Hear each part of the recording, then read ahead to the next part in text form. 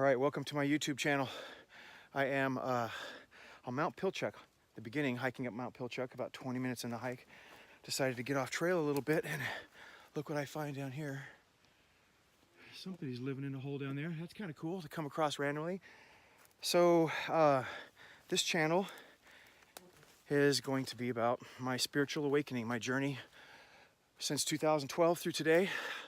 I'll be taking everybody chronologically through my experiences from the beginning until I catch up with the present day. And let's start with 2012. That's when it all started, the transition from the age of Pisces to the age of Aquarius.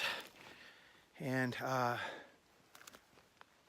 age of Pisces went from Jesus' Day till December 21st, 2012. It was not Armageddon like everybody thought. Hiking up this little hill here, I'm off trail. I think there's more bugs out here than there is over on the trail.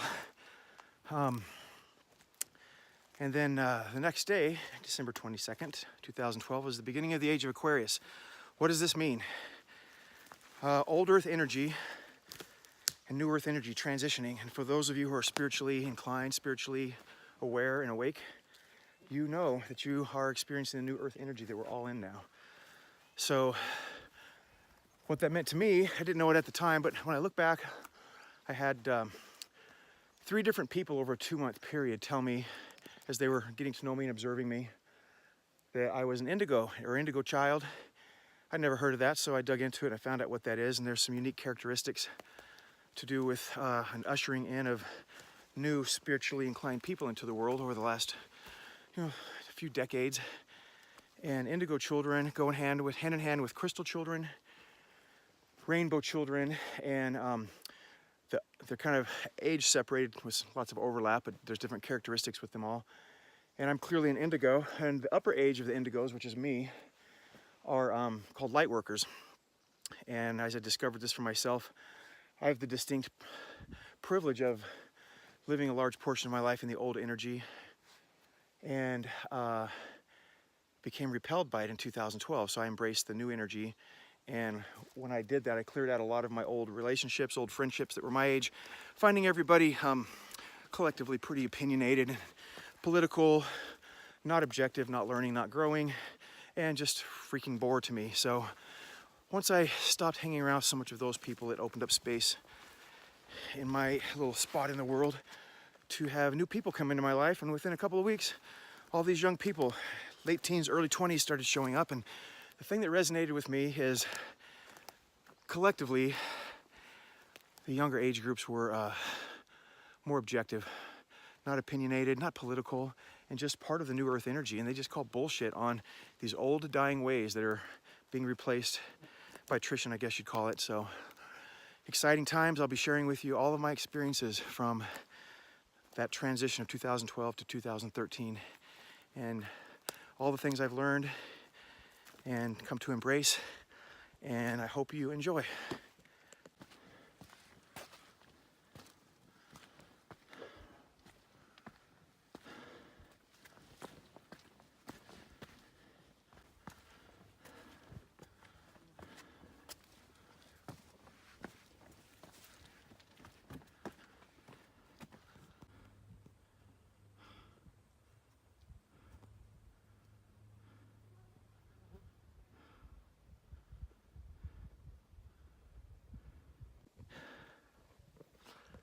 Okay, so, wow, just gorgeous. Look at that. You can see so far.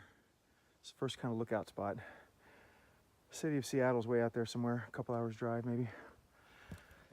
So as I began to form new relationships and new people came into my life, this woman named Sherry I'd met before had come back into my life, and she taught me about some Buddhism ways of living, practices, I guess you'd say. And I stumbled into Noah Levine's teaching and his group down in California, a lot of podcasts. So what I first got into with them was one that really resonated with me as I've been through a few relationships is what the difference is between love and attachment. And most of us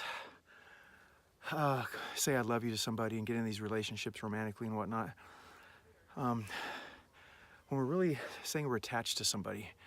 And I learned the difference between love and attachment. And attachment, in short, means you have a void, and then you get attached to somebody, you have expectations. Your subconscious, maybe your spiritual nature inside is longing to fill that void and complete yourself, like the Jerry Maguire thing. It's kind of nonsense, but attachment, control, insecurities, all of those kinds of behaviors are all related, and it's really hard to have one without all of them.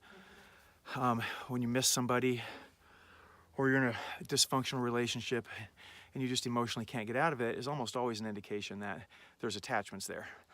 Because with the teachings, the main thing with attachment is all suffering is rooted in attachment. So the idea is, if you're suffering, it's not the other person or the circumstances, it's to look inside yourself and realize, where's the suffering coming from? It's not the other person. They're gonna do what they want and be who they are, and you can't control them, even though you might try.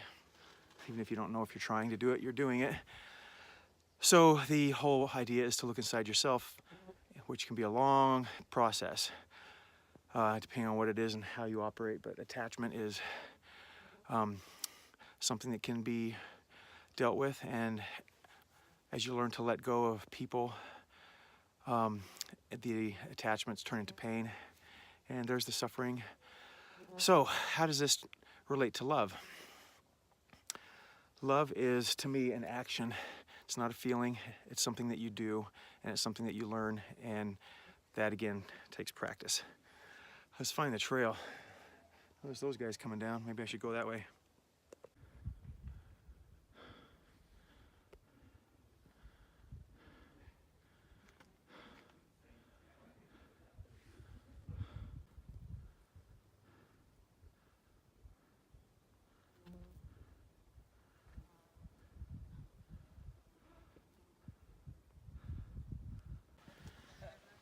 Well, getting to the snow.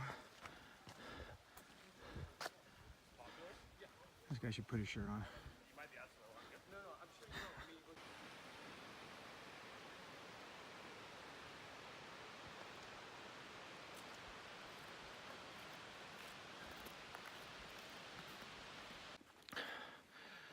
All right, we're getting up here in elevation.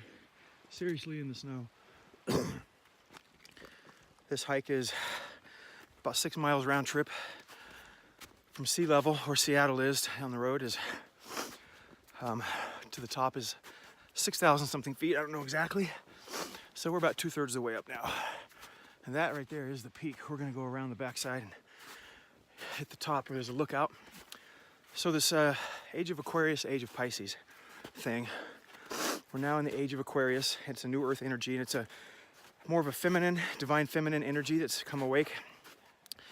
And men and women have both, obviously, but the feminine side of us all is more intuitive, less combative, and has more of a knowing. So the younger generation coming in is more aware of these things and collectively call bullshit on the old system ideals, the old energy ideals, where we have some government entity punishing us when we do wrong, because we are told what to do, right and wrong, and the old energy, and not thinking for ourselves, following rules and submitting to them. It's been like that for 2,000 some odd years. And in a non-combative way, the people from my age, the light worker, older indigo children, they're not awake anyway, taking those ideals out with them and going to be replaced by attrition. In 20 years, I'm sure everything's going to be quite a bit different in this regard. So the role of a light worker, such as me, is to, having lived half of my life or whatever in the old energy, I'm very knowledgeable and very familiar, and now I'm living in the new energy with the younger, more awakened, objective, spiritually inclined people. And it's fascinating, but I can share my stories and my understanding of both, straddling both sides. It's pretty fascinating. It's a remarkable time to be alive in a 2,000-year period. Look at this. I get to be in the old energy and the new, and enjoy the contrast, and that much more appreciate the new energy, which is based in love, based on treating people right. When you do wrong, you make it right. You don't need punished. You just go to the other person because you're aware that you screwed them over or did something wrong, or you made a mistake, or got selfish or greedy or whatever, and you go make it right. And that's it. So what a refreshing time to be alive, right? All right, I gotta cross this snow. I don't think the snow melts all year. And I'm wearing these shoes. Sometimes I just go for it.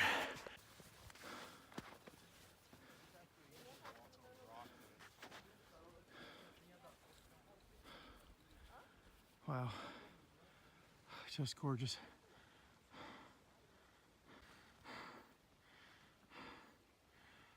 If I'm not mistaken, that would be the objective.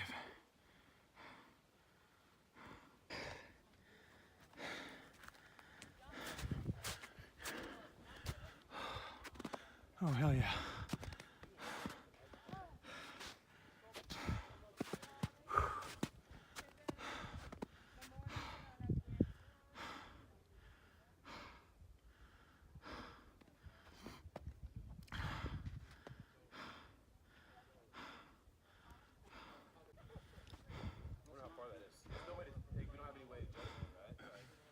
Right. Oh, nice.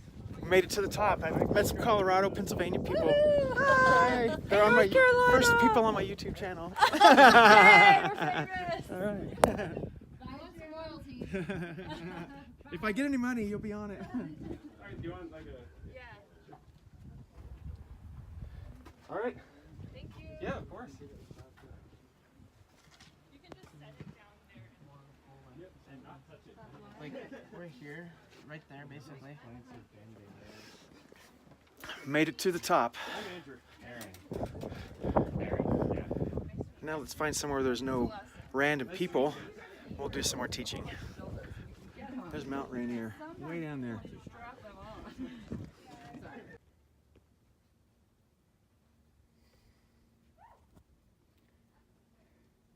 Seriously, look away.